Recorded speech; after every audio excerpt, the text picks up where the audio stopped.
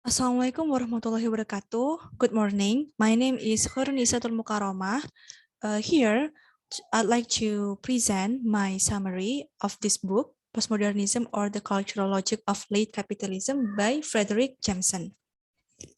I purposely to make this PowerPoint because it will make me easy to explain to you about this postmodernism or the cultural logic of late capitalism by Fredric Jameson. I consider that this book divided into two main themes, or two major themes that are postmodernism and the cultural logic of late capitalism itself. Well, without further ado, I'd like to explain firstly about postmodernism.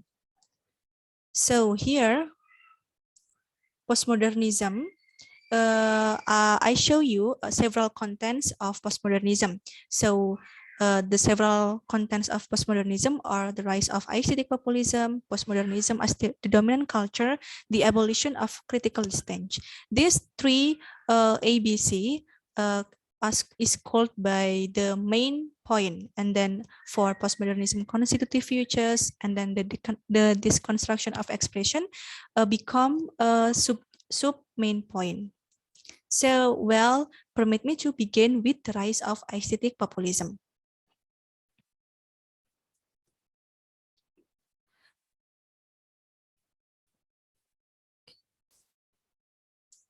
So, in the architecture cipher, postmodernism then logically suffices to stage itself as a kind of aesthetic populism. Then, postmodernism creates several points of view. There are the abolition of the older or the high modernist border between high culture and mass culture or commercial, and then the emergence of texts of a new kind infused with the forms, categories, and content of the culture industry itself that all modern ideologues so denounce, from Lewis and American New Criticism to Adorno and the Frankfurt School. Because of this point of view, postmodernism are opposed by Marxist tradition, because according to Marxist tradition, postmodernism disobey the laws of classical capitalism, namely superiority of industrial production and class struggling, because there is no class struggling and superiority in the industry production.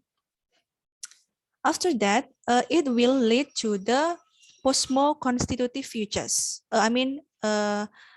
Postmodern not only seen as the aesthetic populism but also the dominant culture. In this main point, in this main point, the author offers a periodization hypothesis, because the author understand postmodern not as a style but as a cultural dominant. Why? Because as it will eliminate differences and project the notion of historical periods as massive homogeneity. And what is massive homogeneity? Massive homogeneity is the notion of historical periods that limited on both sides by unexplained chronological metamorphosis and punctuation mark.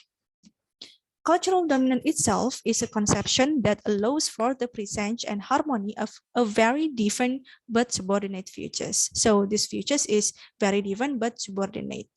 These futures already canonized and institutionalized because there is a mutations in the cultural field.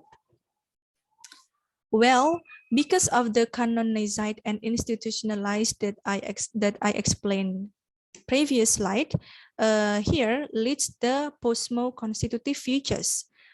The postmo-constitutive futures, there are new depths which find extension both contemporary theory and in entirely new cultures are of imagery or imitation, and then the consequences of weakening historicity, but in our relationship to public history and in new forms of our private temporality, a whole new kind of emotional undertone, the deep constitutive relationship of all of this to a completely new technology and world economic system, and lastly, some reflections on the mission of political art in the confusing new world space of late multinational capital. Then in the next slide, I'd like to show you that these are the visual arts according to the canonical works of high modernism. So here in this subpoint, the author give us three visual arts. Firstly, from Van Gogh, the painting entitled Peasant Show, and then by Andy Warhol, the entitled Diamond Dust Show. Why the author present this visual arts? Because the author want to search or want to find about the important differences between these visual arts. So, and finally, the author find the differences. The important difference between those visual arts is the emergence of a new kind of flatness or depth, a new kind of shallowness in the most literal sense.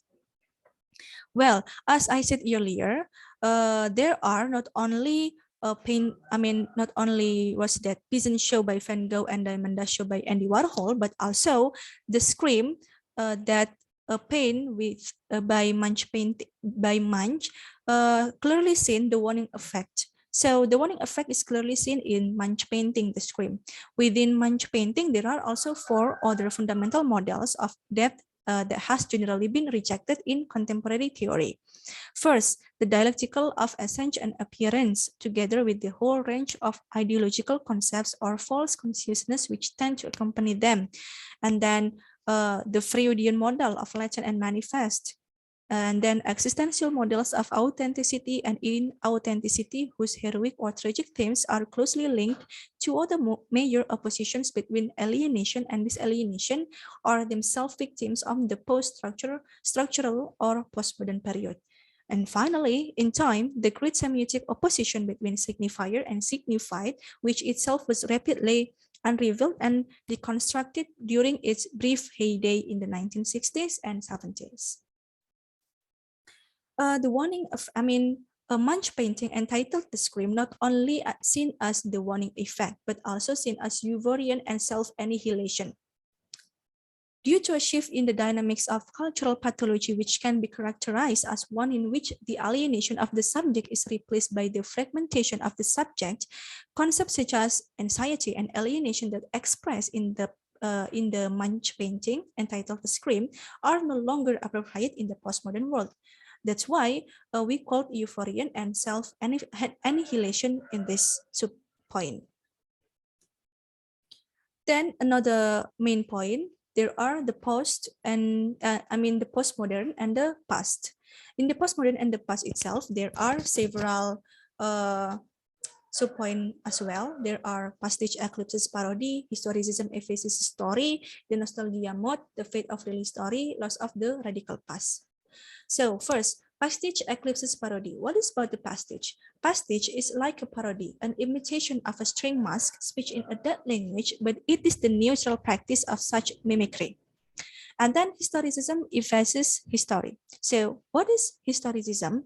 Historicism is the random of cannibalization. The random cannibalization of all styles of the past, the figurative play of random styles, and in general what Henry Weber calls the enhancement of neo-primacy. And then about the nostalgia mode. Nostalgia exactly directs out to reverse to the nostalgic film, and it restructures the entire pastiche problem and projects it onto a collective and social level. And then the fate of real history. It refers to historical novels that are more open to returning to old forms and media and reading its future postmodern, fate. And then for loss of the radical past. Loss of the radical past introduced with the character E.L. Doctorow, who is an epic poet in America and told about the American radical at that time. Well, and then this is the next subpoint, the next main point. That is, what is that? The breakdown of the signifying chain. So this main point is according to the Lacan statement. So according to Lacan, it means that the break in the chain of signification, namely a series of interrelated syntagmatic markers that form speech or meaning.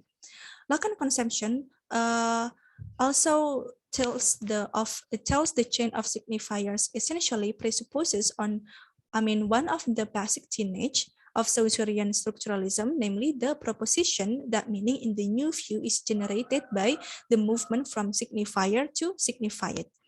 This is the conceptual meaning or content of an utterance. The meaning is not the meaning is not a one-to-one relationship between signifier and signified, between the materiality of language, between words or names, and the references or concepts. No, there is not at one. Not a one-to-one relationship, but is generated by the movement from signified to signified. Okay, here are the picture of Lacan. Lacan is a French psychoanalyst and psychiatrist.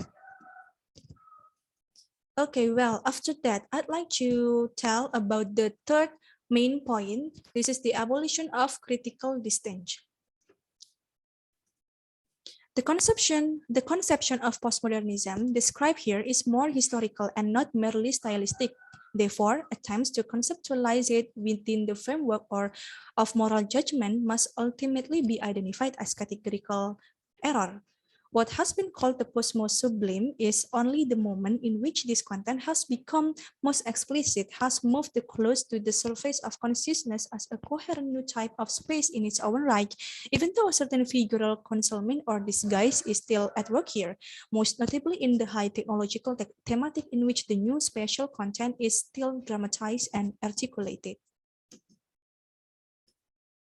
Well, in the abolition of critical distinction, there are two subpoints. First, the need for maps, and then the second is social cartography and symbol. The need for maps refers as the aesthetics of new and hypothetical cultural forms. Cognitive maps with their theoretical problems allow us to update representational analysis at a higher and much more complex level. Therefore, cognitive maps are not strictly mimetic. And then for the social cartography and symbol.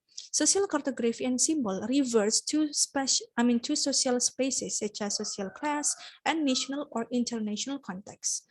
This subpoint have strong relationship because without the social cartography and symbol, the need for maps cannot create a cognitive maps and vice versa. Okay, then I'd like to move to the capitalism. So here in the second major theme of this book, the name is capitalism, just only have one content. That is the apotheosis of capitalism. So the apotheosis of capitalism is affected by the description of technology according to Marxist theory. So according to Marxist theory, technology is the pioneer of the capitalism itself. So here I'd like to show you about three general revolutions in technology brought by the capitalistic way since the Industrial Revolution of the end of the 18th century. First, steam engine production since 1848, and then the production of electric motors and combustion engine since the 90s of the 19th century, and then lastly, the production of electronic and nuclear-powered machinery since the 40s of the 20th century. These revolutions,